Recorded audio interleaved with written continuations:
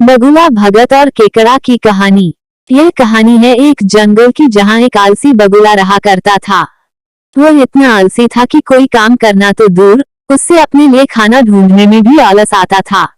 अपने इस आलस के कारण बगुले को कई बार पूरा पूरा दिन भूखा रहना पड़ता था।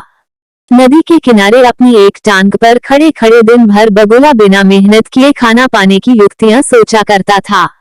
एक बार की बात है, जब बगुला ऐसी ही कोई योजना बना रहा था और उसे एक आइडिया सूझा। तुरंत ही वो उस योजना को सफल बनाने में जुट गया। वो नदी के किनारे एक कोने में जाकर खड़ा हो गया और मोटे मोटे आंसू टपकाने लगा। उसे इस प्रकार रोता देख केकड़ा उसके पास आया और उससे पूछा, अरे बगुला भैया, क्या बात है, रो क्यों रहे हो? उसकी बात सुनकर बगुला रोते रोते बोला, क्या बताऊं केकड़े भाई, मुझे अपने किए पर बहुत पछतावा हो रहा है। अपनी भूख मिटाने के लिए मैंने आज तक न जाने कितनी मछलियों को मारा है। मैं कितना स्वार्थी था, लेकिन आज मुझे इस बात का एहसास हो गया है और मैंने ये वचन लिया है कि अब मैं एक भी मछली का शिकार नहीं करूंगा। बगुले की बात सुनकर केकड़े ने कहा, अरे ऐसा करने से तो तुम भूखे मर जाओगे। इस पर बगुले ने जवाब दिया, किसी और की जान लेकर अपना पेट भरने से तो भूखे पेट मर जाना ही अच्छा है भाई। वैसे भी मुझे कल त्रिकालीन बाबा मिले थे और उन्होंने मुझसे कहा कि कुछ ही समय में 12 साल के लिए सूखा पड़ने वाला है, जिस कारण सब मर जाएंगे। केकड़े ने जाकर यह बात तालाब के सभी जीवों को बता दी। अच्छा, तालाब में रहने वाले कछुए ने चौंक कर पूछा, तो फिर इसका क्या हल है? इस पर बगुले भगत ने कहा, यहाँ से कुछ कोस दूर एक तालाब है, हम सभी उस तालाब में जाकर रह सकते हैं।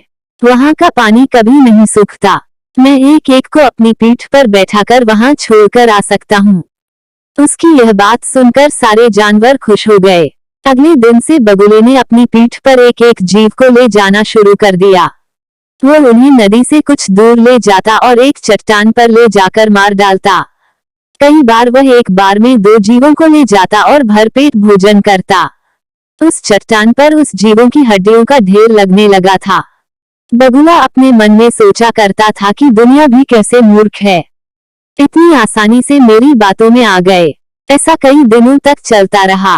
एक दिन केकड़े ने बगुले से कहा, बगुला भैया, तुम हर रोज किसी न किसी को ले जाते हो, मेरा नंबर कब आएगा? तो बगुले ने कहा, ठीक है, आज तुम्हें ले चलता हूँ। यह कहकर उसने केकड़े को अपनी पीठ पर बिठाया और उड़ चला। जब वो दोनों उस चट्टान के पास पहुंचे तो केकड़े ने वहां अन्य जीवों की हड्डियां देखी और उसका दिमाग दौड़ पड़ा। उसने तुरंत बगुले से पूछा कि ये हड्डियां किसकी हैं और जलाशय कितना दूर है। उसकी बात सुनकर बगुला जोर जोर से हंसने लगा और बोला, कोई जलाशय नहीं है और ये सारी तुम्हारे साथियों की हड्डियां हैं, जिन्हें मैं खा गया। इन सभी हड्डियों में अब तुम्हारी हड्डियां भी शामिल होने वाली हैं।